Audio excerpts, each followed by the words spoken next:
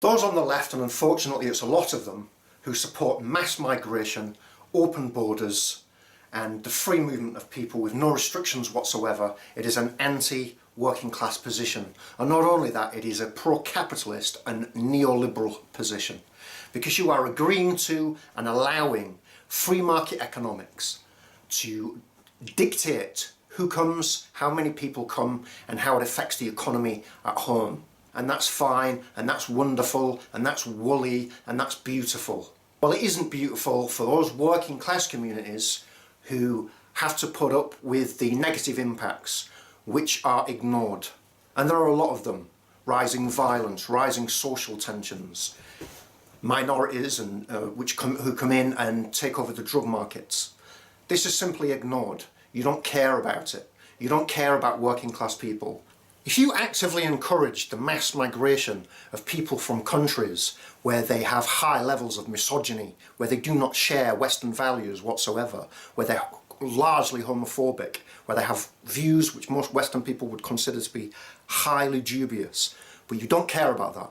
You just want them to come over, it's beautiful, you ram them into working class communities, and again, those working class people are not allowed to question anything, and the minute they do, the racists and you silence them, making them fearful of the left, fearful of liberals, and fearful what is happening to their communities. We do need integration. We need integration of communities on class terms. But of course the liberals aren't going to argue that, because the very class who they need to be integrating with are the people who you think are filthy. And this is indeed a disaster waiting to happen. ISIS themselves argued that those communities which exist just like that within France are perfect breeding grounds for their recruits.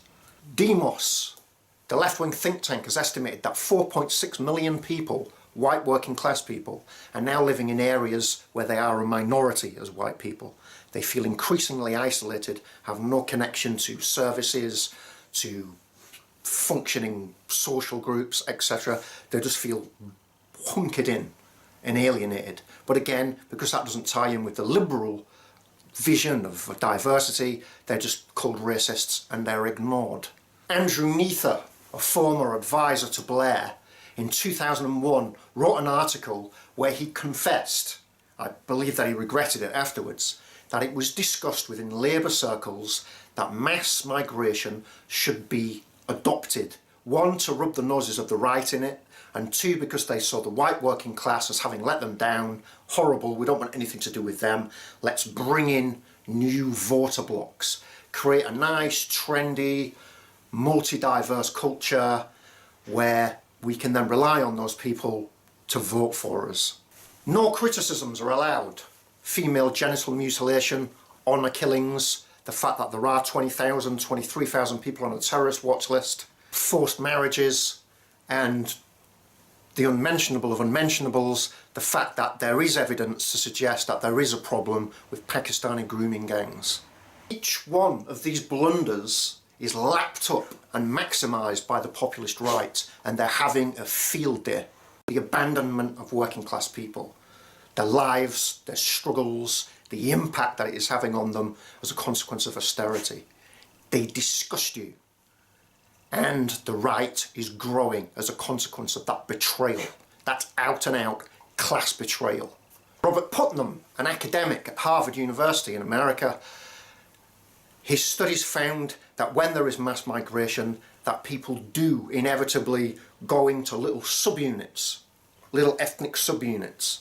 They don't integrate, they hunker down, they become increasingly isolated, and it causes resentments, not only among the native people, but within those communities themselves.